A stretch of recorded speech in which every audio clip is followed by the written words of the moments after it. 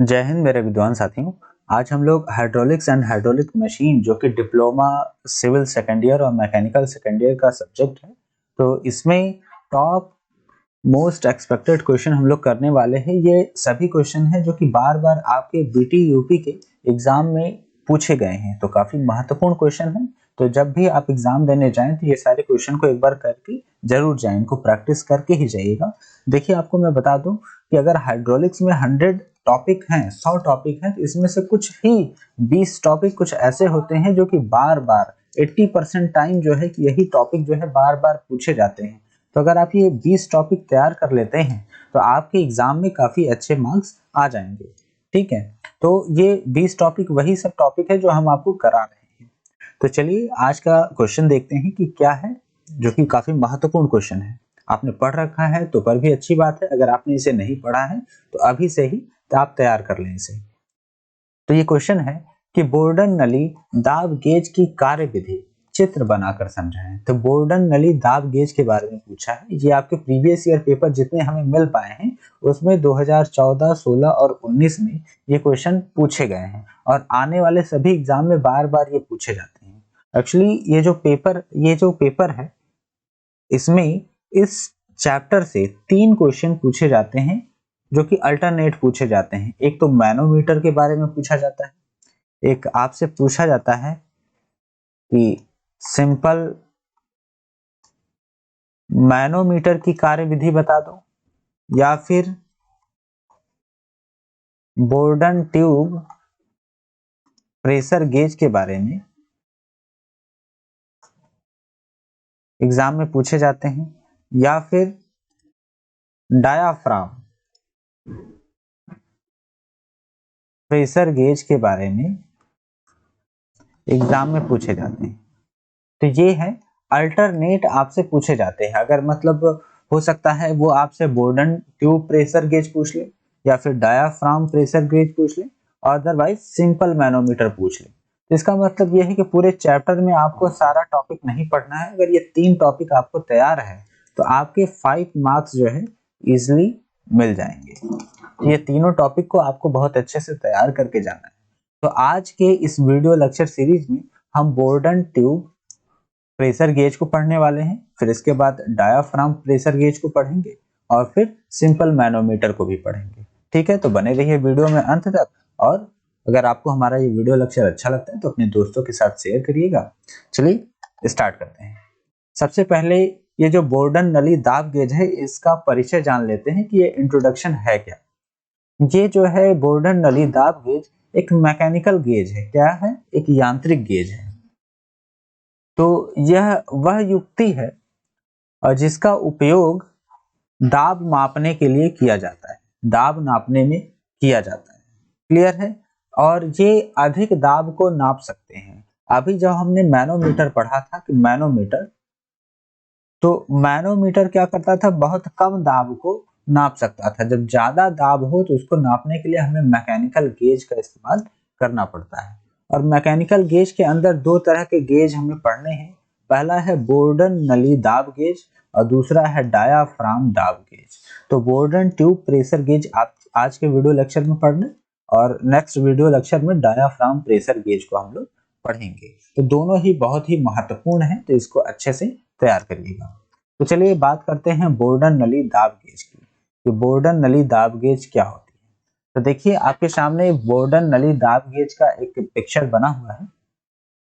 इसमें इस दाब गेज को आपने देखा होगा कि बाइक के टायरों में अगर आप हवा भराने गए होंगे कि हवा कम है जरा चेक कर लो, तो वो क्या करता है कि एक इसी तरीके का गेज दाब लेके आता है और आपके टायर पे लगा के देखता है कि क्या रीडिंग आ रही है।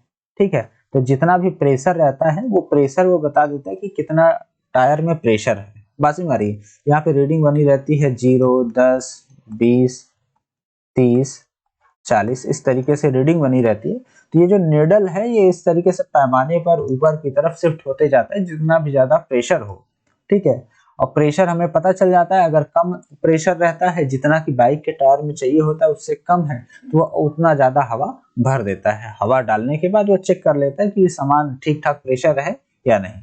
ठीक है, तो वहां पर जो दाब मापी का इस्तेमाल होता है, जो प्रेशर गेज का इस्तेमाल होता है, वो क्या है? Borden tube pressure gauge. ठीक है, और ये बोर्डन ट्यूब प्रेशर गेज किस तरीके से वर्क करता है? देखिए, बोर्डन ट्यूब प्रेशर गेज में जब इसको बाइक या कार या ट्रक किसी के भी टायर पर जब ये लगाते हैं, तो जैसे ही इसको फिट करते हैं तो यहाँ से एयर जो है इंटर कर जाती है इस नली में। इस नली के अंदर एयर इंटर कर जाती है। अब सामने से तो ये जो नली है वो पैक है, तो पैक हो जाने की वजह से इसका जो आकार है, इस नली का आकार जो कि अंडेकार आकार का है या दीर्घ वृत्ताकार आकार का है, तो होता क्या है कि इसके अंदर जब प्रेशर लगने की वजह से ये जो नली है जो कि दीर्घ वृत्ताकार आकार का है या फिर कह लो कि अंडेकार आकार का है, ये नली जो कि गोल सा है, ये बाहर की तरफ शिफ्ट होने लग जाता है, वो इस तरीके से सीधा होने लग जाता है। ठीक है, इस तरीके से सीधा होने लग जाता है, तो ये जो छड़ ब्लॉक है वो पीछे की तरफ खींचता है। तो जब पीछे की तरफ खींचता है तो यहाँ पे एक हिंज है, हिंज लगा हुआ है, जैसे कब्जा नहीं लगा होता दरवाजों में, वैसे ही हिंज लगा हुआ है। तो जब ये पीछे की तरफ खींचता है रॉड, तो हिंज की मदद से ये जो दांतेदार चक्र है वो इस साइड में रोटेट होता है। ठीक है, जब इस साइड में रोटेट होता है दांतेदार चक्र, तो ये जो पिनियन लगा हुआ है, पिनियन ये वो इस तरीके से इस डायरेक्शन में रोटेट होता है, यानी कि क्लॉकवाइज डायरेक्शन में रोटेट होता है। तो ये जो दांतेदार चक्र है वो एंटी क्लॉकवाइज रोटेट होता है, तो ये जो पिनियन है वो क्लॉकवाइज रोटेट होता है। तो पिनियन के रोटेट होने की वजह से ये जो सूचक है, ये जो निडल है, सुई, वो आगे की तरफ मूव करने लग जाती है, आगे की तरफ मूव इस तरीके से मूव करने लग जाती है। और यहाँ पे एक पैमाना होता है, पैमाने पे रीडिंग बनी रहती है 0, 10, 20, 30, 40, है ना, इस तरीके से रीडिंग बनी रहती है। तो जितना ज्यादा इसमें प्रेशर रहेगा उतना ही ज्यादा ये जो रॉड है, बोर्डन नली है, ये जो बोर्डन नली है, एक्चुअली ये नली होती है, इसके अंदर जो है कि हॉलो स्पेस होता है। हॉलो स्पेस होने की वजह से इसमें जब एयर एंटर करता है तो इसका जो आकार है वो चेंज कर देता है। इसका आकार दीर्घ वृत्ताकार या फिर कह लो अंडेकार आकार से वृत्ताकार आकार में हो जाता है, ये पीछे की तरफ शिफ्ट हो जाता है। ठीक है, तो ये जो सूचक है वो ऊपर की तरफ निडल मूव करने लग जाती है, जितना भी प्रेशर होता है हम यहाँ पे पैमाने पर प्रेशर को पढ़ लेते हैं, ये पूरा का पूरा वर्किंग होता है। ठीक है, तो चलिए एग्जाम में आता है बोर्डन नली दाब गेज, तो हम क्या लिखेंगे? तो लिखा हुआ है कि यह दाब मापी बॉयलर में भाप आदि मापने में प्रयोग किया जाता है। तो यहाँ पे लिखना है मापने में। तो बॉयलर में भाप नापना हो या किसी बाइक वगैरह के टायर में कितना दाब है, यह नापने में प्रयोग किया जाता है। ठीक है, आगे कि इसमें एक कांसा, कह रहा है इसमें एक कांसा या लोहा की बनी लचीली धातु की अंडाकार काट की नली ही मौलिक अंग है। तो इसका जो मेन इंपॉर्टेंट, इस ट्यूब का जो मेन इंपॉर्टेंट पार्ट है, यह जो है कांसा या फिर लोहे का बना ये जो हॉलो ट्यूब है, ठीक है, जो अंडेकार या फिर दीर्घ वृत्ताकार आकार में होता है, ये मेन इसका इंपॉर्टेंट अंग है। ठीक है, यह ही दाब का प्रभाव बताती है, इसी से ही, इस ट्यूब की वजह से ही दाब का प्रभाव हमें पता चलता है। जब यह गेज दाब मापन बिंदु से जोड़ा जाता है तो दाब के अधीन द्रव नली में बहने लगती है। यानी कि जब इसको जो है टायर से, अगर टायर का प्रेशर नापना है, यहाँ द्रव का मतलब हवा और पानी दोनों से, ठीक है। तो चलिए, तो जब इसको टायर से इसको जोड़ा जाता है इस बोर्डन नली को, तो हवा या पानी इसके अंदर एंटर हो जाता है, इस नली के अंदर एंटर हो जाता है। ठीक है, फिर इसके बाद कह रहा है नली में आने वाले द्रव के कारण आंतरिक दाब नली को इसके अपने अंडाकार रूप से वृत्ताकार बनाने का प्रयास करता है। तो ये जो है, जो अंडेकार आकार का ये जो ट्यूब है वो पीछे की तरफ थोड़ा शिफ्ट हो जाता है, पीछे की तरफ शिफ्ट हो जाता है और ये वृत्ताकार आकार बनाने का प्रयास करता है, जिससे कि ये रॉड जो है पीछे की तरफ खिंच जाता है। ठीक है, अब कैसे होता है देखिए, ये है सबसे पहले ये ट्यूब है। अब यहाँ पे देखिए पहले प्रारंभिक स्थिति में अंडाकार है, लेकिन जब जैसे इसके अंदर जो है प्रेशर लगता है ये पीछे की तरफ शिफ्ट हो जाता है, यानी कि अंडाकार आकार से वृत्ताकार आकार में परिवर्तित हो जाता है, जिसकी वजह से ये जो निडल है वह निडल अपनी जगह से मूव कर जाता है, इस तरीके से मूव कर जाता है।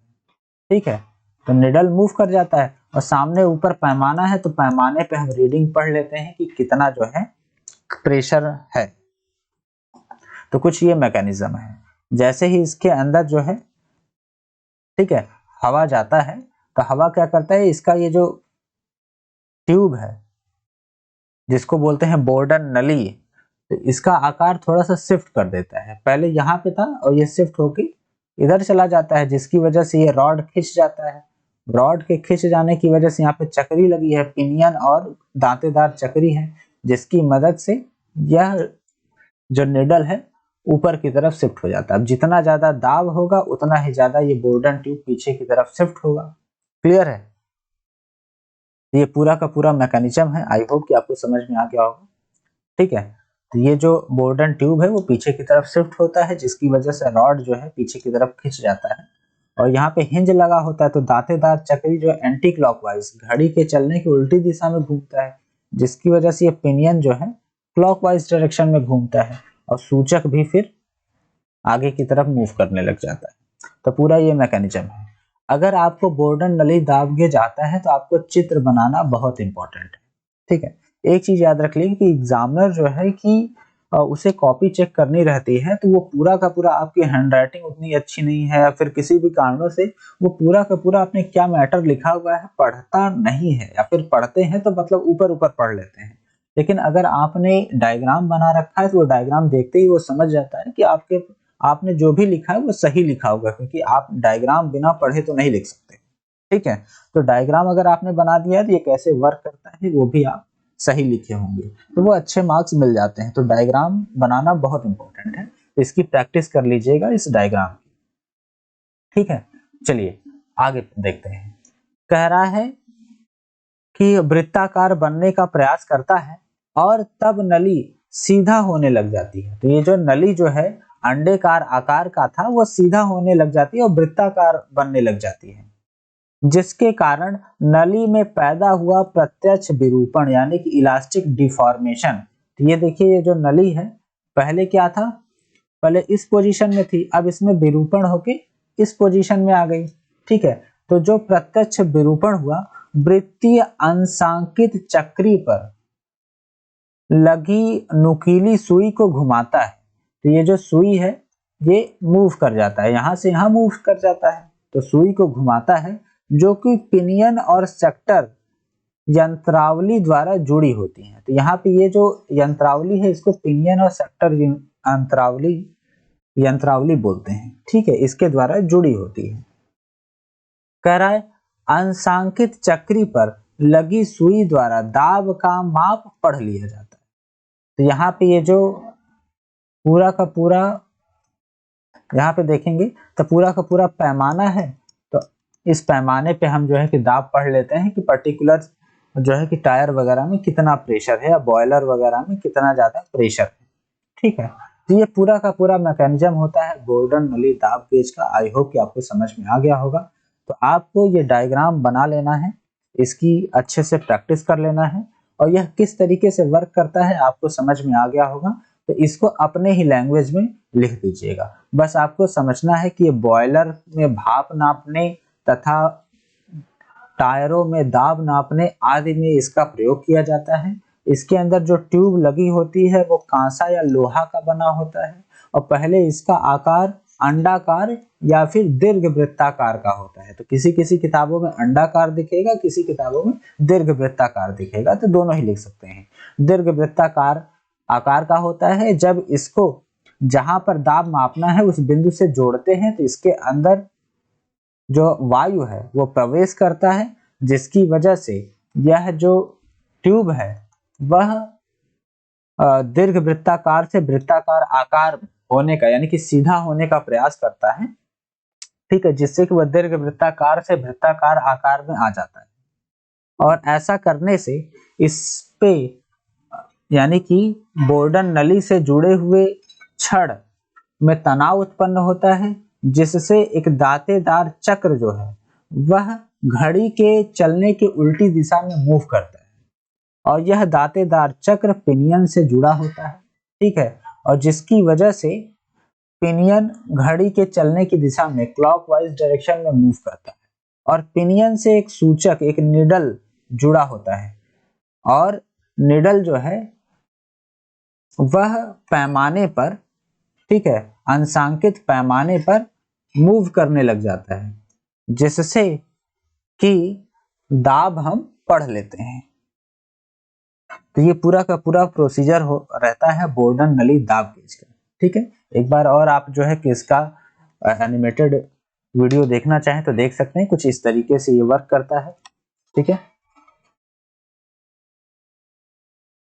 क्लियर है। तो ये अपना बोर्डन नली है, ये ठीक है।